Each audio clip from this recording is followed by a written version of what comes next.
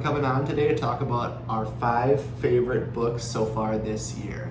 I have 2, Katie has 3. We're going to quickly go through them. But these are so far our 5 most favorite books from this year, 2024. Since we're like a little over halfway through the year now, we thought this would be a fun thing to come on and do. So yeah, It was a hard decision, but these are the ones we're choosing, and obviously this could change. We'll do an updated video at the end of the year of our best books of 2024. So let's dig in. All right, I was gonna go this way. It doesn't really matter, but we'll start with this one since it is not the first book I read in 2024, but I read it before my other 2 that I'm gonna talk about. Home is Where the Bodies Are. We've talked about this one a lot on here. I'm going to pull it out of this cool sleeve, by the way. This is probably my favorite edition that I have of this book. We've got 4 of them? 4 different editions. Home is Where the Bodies Are by Geneva Rose. It is a thriller. She mostly writes thrillers. She does write in a couple different genres, but thrillers are definitely her strong suit. This book, let's see, do we have, no, this one's not signed, I don't think. We have a couple signed copies. But we have, definitely talked about this one a lot, but I feel like it's very fast-paced. I've loved everything so far that I have read from Geneva, so I was not surprised in the least that I ate this one up. I felt like the twist ending was awesome. I did not see it coming. I've had seen different reviews on this one where some people had it figured out earlier on, but I did not. So this one definitely shocked me. It for sure is in my top 3, since I picked 3, he picked 2, so it's part of my this top is 3. one of the 5 books that we both have read. Yes, the other 4 yes. we both haven't read. Yes. But this was an excellent book. Yep. Highly recommended if you haven't read it already. Yep. Grab this one. Honestly, you can't go wrong with any of her books, but I would suggest grabbing this one first. We're the perfect marriage, but this one was fantastic.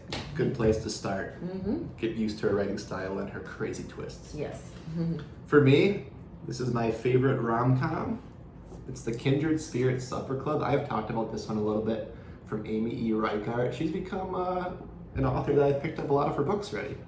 So this is a rom-com with kind of a magical realism element because there are spirits. It's a play on words. Those are ghosts. But this is a really fun rom-com. It takes place in Wisconsin with 2 characters that are very, very, very likable. She likes to focus a lot of her writing on food, and this was no exception because this takes place at a supper club in Wisconsin. So if you're from Wisconsin, you know. But really fun book, just really easy to get through and funny. And a lot of rom-coms, the characters aren't always likable, but these 2 were very, very likable. And the ghost element was very, very intriguing. And they became just part of the book because the characters, there's kind of a main character, and she's one of the main spirits, and she's very, very fun. Very, very fun. So definitely check this one out if you're into rom-coms, or if you just like, interesting spirit, ghostly, fun books. That brings me to a rom-com. My next 2 are rom-coms, actually. But this one is Just for the Summer by Abby Jimenez. She is one of my favorite authors, hands down. So actually, the 3 books that I'm going to talk about are favorite authors. So it makes sense that they have been my favorite books so far this year.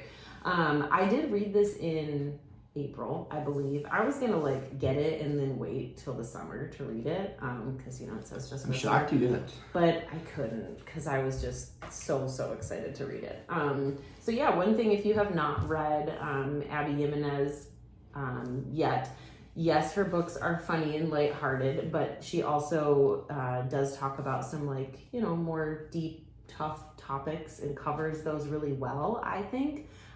So if it's something that she hasn't personally experienced, I think she does a really good job doing her proper research and writing about things with such depth and knowledge.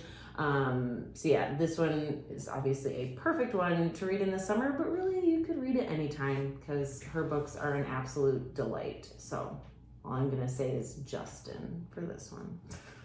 No.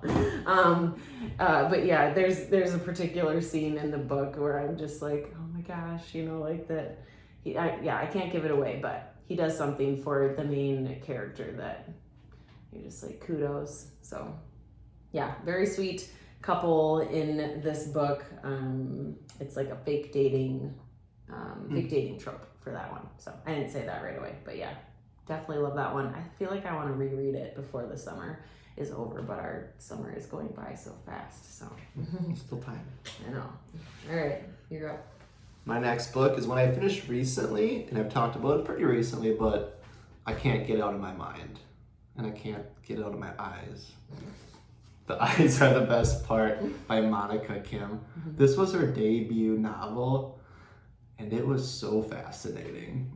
It has a strong female character, and she develops a very unique craving.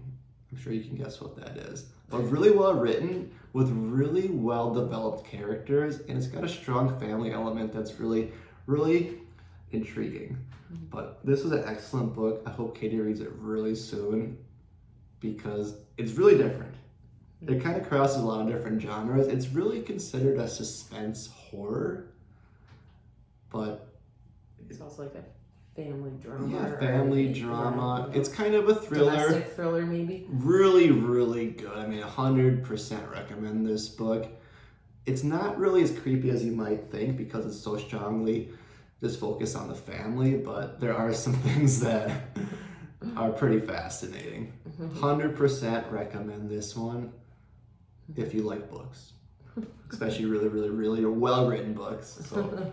And then last but not least, this has been a reread for me. That's how much I absolutely loved it. So I've talked about this one before, but Funny Story by Emily Henry. She's another favorite author of mine. Shocker.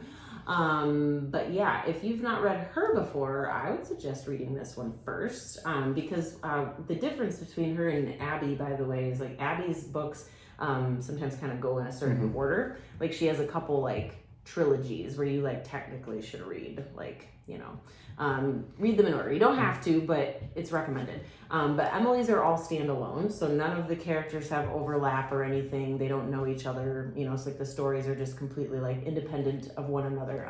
So yeah, again, you can't go wrong with her either. You can start with any of her books, but I'm obsessed with this one. This one has now outranked Book Lovers, which was my favorite for a really long time. But this is a friends to lovers book, so like roommates, friends to lovers. Friends to lovers is my favorite trope. So I read this one really, really quickly. I tried to savor it, but like I read it really fast. You read it twice. And then I read it again. Yeah. So yeah, I probably go as far as to say this is my number one favorite read so far this year. And yeah, I've been on such a thriller kick I feel like for quite a while. But now I feel like I almost equally read rom-coms. I go, back and forth between the two genres, and I really read lots of other things too. But Emily Henry is a great writer. She just like Abby, she writes with a lot of depth, and yes, her books are still lighthearted and funny. I definitely laughed plenty of times during this book, but she also writes on some tough topics, and some of the characters just are dealing with tough things, and both authors are not afraid to touch on those topics, and it creates for a really awesome reading experience overall. So highly recommend. I will sing her praises always. Yeah. So 5 books here. Add them to your TBR. Let us know what you think. So these are our top 5 books of the year so far. We're reading a lot, so this list could change, but let us know what your favorite books are. Yeah. Comment below your favorite top 5 books. Yeah. Top 1, top 20, whatever. Yeah. Thank you for watching. See ya.